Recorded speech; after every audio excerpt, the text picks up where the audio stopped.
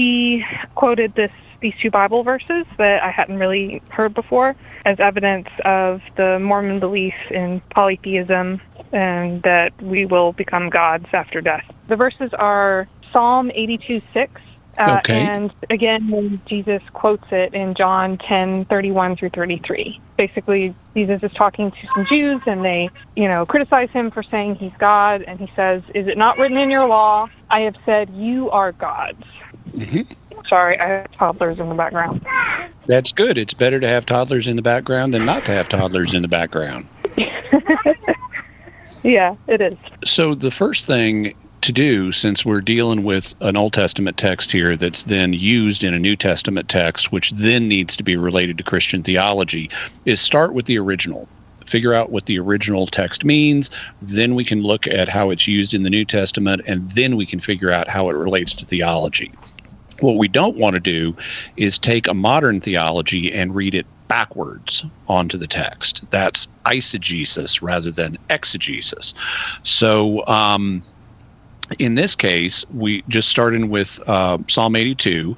It says, God presides in the great, this is starting with verse 1. It says, God presides in the great assembly. He renders judgment among the gods. Now, what this is referring to is what's known in scholarly literature as the divine council. One of the things that you find in ancient Near Eastern literature is that deity, that the high God, was pictured as a king, and kings are surrounded by their councils, who are their officials. And so it was assumed that, our God, Yahweh, he's a great king, so he's going to have this divine council around him. And he's the high God, so any other heavenly beings up there are subordinate to him. And there's a question of, do you want to call them gods or not at that point? Now, today, we tend to use a different word for the subordinate heavenly beings. Today we call them angels, but back then they would call them gods. But they recognized there's a difference of kind between Yahweh, who's the infinite creator of everything, who's way above everybody else, and these lesser gods and they might say, okay, these other nations, like the Moabites and the Egyptians and stuff like that, they have their gods, but they've got these little bitty gods that are not comparable to the true creator Yahweh. And so the image that Psalm 82 is using here is of Yahweh and his divine council. And so God is presiding in this council, in this great assembly, and it says he renders judgment among the gods. And then Yahweh says to the members of the divine assembly, how long will you defend the unjust and show partiality to the wicked? So he's charging them with doing bad stuff. He says, defend the weak and the fatherless, uphold the cause of the poor and the oppressed, rescue the weak and the needy, deliver them from the hand of the wicked. The gods know nothing. They understand nothing. They walk about in darkness. All the foundations of the earth are shaken. And Yahweh says, I said you are gods. You are all sons of the Most High. But you will die like mere mortals. You will fall like every other ruler. And then the psalmist says, rise up, O God, judge the earth, for all the nations are your inheritance. So this is based on an idea that we find in a number of places in the Old Testament, that God has this heavenly council. They're referred to as the sons of God, even though they're really created beings. And today we call them angels.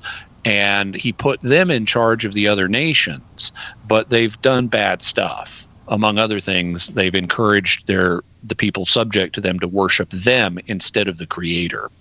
And so here God is denouncing these so-called sons of God that are governing the nations, and he's like going to topple them. And the psalmist is encouraging this. It's like, rise up, God, the whole earth is yours. We don't need these other so-called gods or angels ruling these other nations. I mean, you take charge, God. You go, God. So that's basically what's happening in Psalm 32, according to its background with ancient Near Eastern literature. But not everyone agrees with that. There have been attempts to interpret the word Elohim, or gods, in this passage in a different sense, as referring to judges. So the idea here is that God is judging human rulers, like he's judging human judges and accusing them of misconduct. But that reading is really strained. It really does look like here we have God, the true God, the ultimate God, berating these other heavenly beings who in this context are called gods, but we today would call them angels. So I think that's what this psalm is referring to. So I would agree that this text does envision God as being part of the leader of a heavenly council that includes beings who are at least described as sons of God, even though today, as a Christian, I would classify them as created beings who are also angels. So that's what I'd have to say, unless something else occurs to me that's relevant to this Old Testament text. Then we move to the New Testament and Jesus's use of this in the Gospel of John.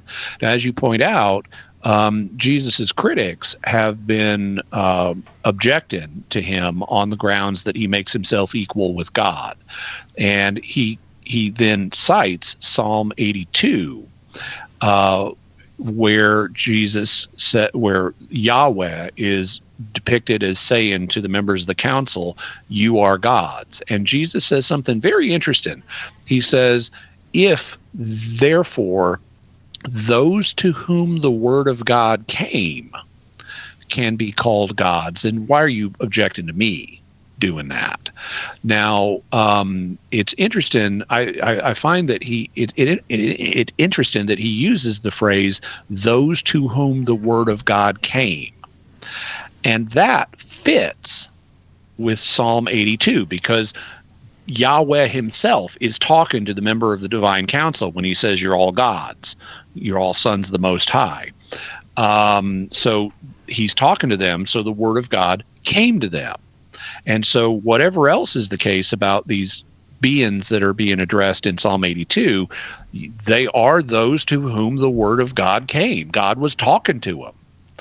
And so that sidesteps the issue of, are they really gods, or are they really angels, or are they really human judges? So Jesus is dodging the question, or at least one construction of this is he's dodging the question of what's the exact nature of these beings that are under discussion in Psalm 82. You could support any of those three theories I just mentioned.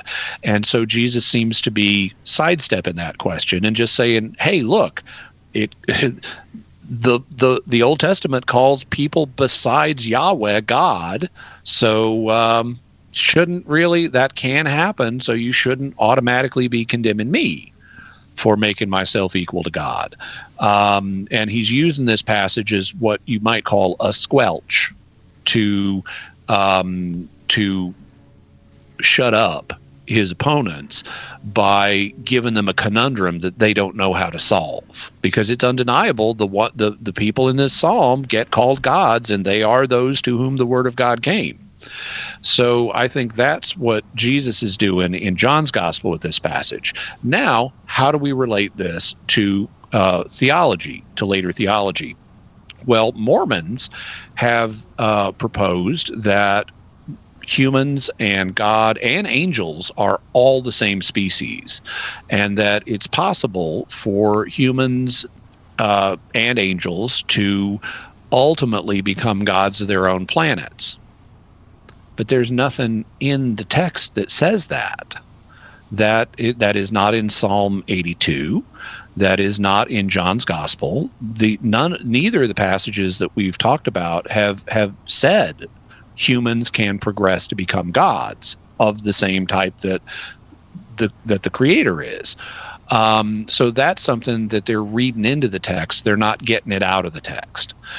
On the other hand, Christians, in their use of this text, if on the assumption that I think is correct, that these are lesser, in Psalm 82, are lesser heavenly beings than the creator who rules them. Today, we'd simply call them angels. So, and we don't need to make assumptions about who can become a deity or what's the exact relationship between angels and humans. On the Christian understanding, angels and humans are two different species. So humans do not become angels, and that is consistent. Now, with both of these texts, it's not proved by either of these texts, but it is consistent with them. So what I would say to your friend is that there are things that Christians can acknowledge here, but they are consistent with a Christian understanding of the divine Trinity, where there are these lesser beings that are sometimes in the Old Testament called gods, and sometimes they're called sons of God, and today we'd call them angels. But on the Christian view, we can't become them, and we certainly cannot become equal to the Creator. That's something that is nowhere envisioned in either testament. So that kind of sketches what I'd have to say to your friend if we were having a discussion of these points.